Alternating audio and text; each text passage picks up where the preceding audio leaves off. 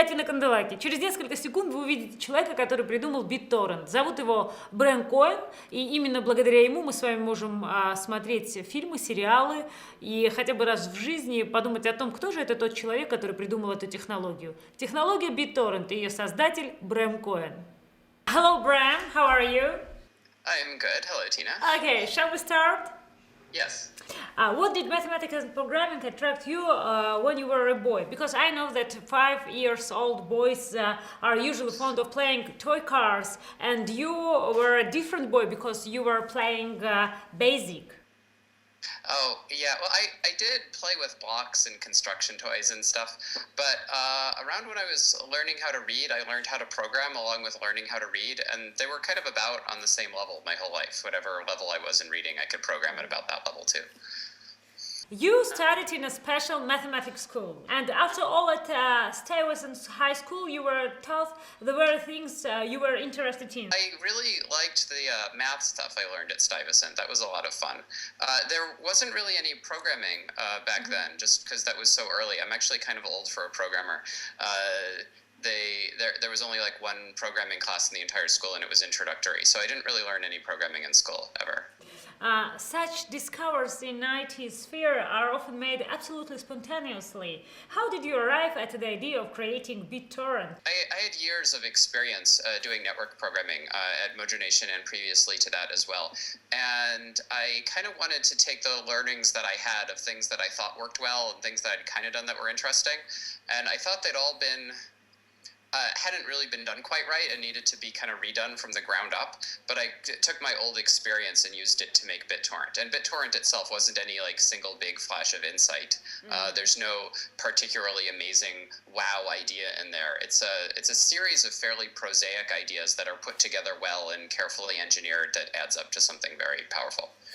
Tell me please, and did you feel offended when you are called an eccentric?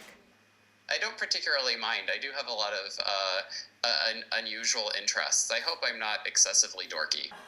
Do you believe one must complete the university course to become a good specialist? Don't you think young people following your example or that of Mark Zuckerberg will stop getting higher education and make their way to free floating? Well, I dropped out of college. Yeah. And I don't particularly claim, I don't have particularly strong recommendations to other people as to what they should do with their lives. But if you're going to become an entrepreneur, if your goal is to start a company yourself, you don't really need a college degree to do that. There's no hiring committee that's going to say, oh, you can't start a company on your own because you didn't get a college degree. As an entrepreneur, you're on your own. You have your own skills, your own knowledge, your own outlook on life that gets you through. But it's not like trying to get a job at a big company where they're just going to say, oh, well, you don't have a college degree, so you can't get a job here. And really, almost everything you learn in college, you're learning from books, you're learning from things. And these days, you can go and get the books yourselves or look at things on Wikipedia or Khan Academy or what have you and just learn about it all on your own. There's nothing magical about college that has a monopoly on learning. People are capable of teaching themselves. Were you surprised that BitTorrent had such a success? What was your attitude to a sudden fame that came upon you? But BitTorrent, it's like I understood on paper that it could be really, really huge. It made sense just from an engineering standpoint that it had tremendous potential.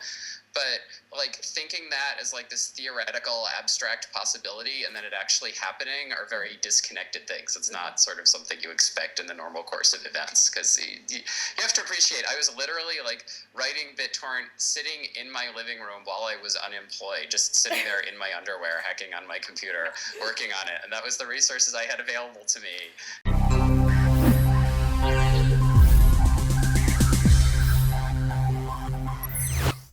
You're calling yourself entrepreneur, you're calling yourself engineer, but you don't calling yourself businessman. But actually, how did you manage to get BitTorrent monetized? Well, first I didn't make any money. And I lived off, credit cards and stuff. And then then it started really getting used, and I lived off of donations for a while. And I'm very thankful for everyone who donated money to me. That's when I was just like doing it on my own.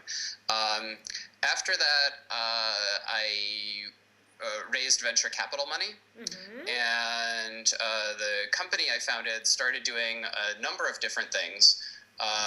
None of which, actually, I think it didn't really monetize as well as the donations had originally for a while.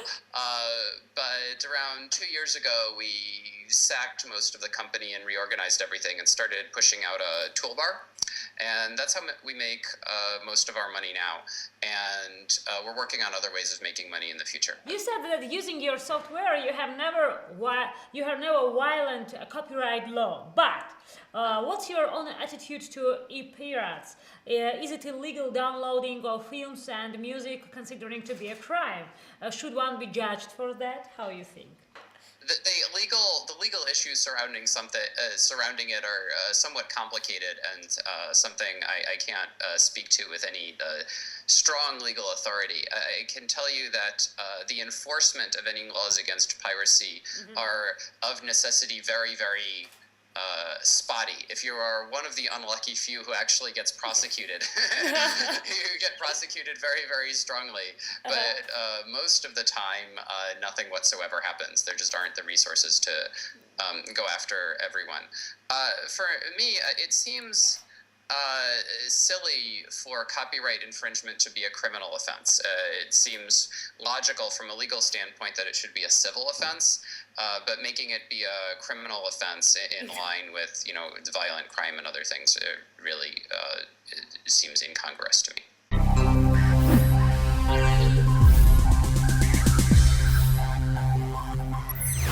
Why do other file exchange networks increasingly surrender to copyright holders and you and BitTorrent have survived? Well, we don't engage in any copyright infringement. We make technology. We're a technology company. We build software. Whatever people want to do with that software, they can go ahead and do. A lot of many fewer content creators have embraced BitTorrent for doing their own distribution than I would like, although actually we have programs for helping them do that are increasingly successful now. In your opinion, will it be possible to make torrent users turn it from pirates to content buyers? Yeah, well, we're actually we have this huge potential distribution network. We have an enormous number of users. And we're working on leveraging that as a distribution channel for content producers to reach an audience and promote their stuff that way. I think thinking about it as buying is the wrong way of thinking about things. When people watch something online, it's because they're a fan. You want to have fans. That's building an audience. And so trying to do the monetization at the point of the purchase of the person viewing is the wrong place to do that. You should view this as promotion, and then your monetization comes somewhere else. Tell me, please, do you feel guilt when your creation is used to spread the illegal copies of movies or music? Oh, people always expect me to have really, really strong opinions about content and some kind of agenda I'm trying to push, and really I don't. My goal is to get bits from point A to point B. That's what I do. I find that problem really interesting. I understand that this is kind of weird to find this problem really interesting, but that's what I want to do.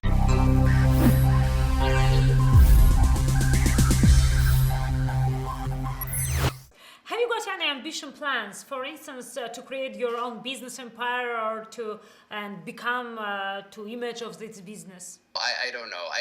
My plans for myself in life are to do my own work and to change the world doing that. And so my company's doing fairly well right now.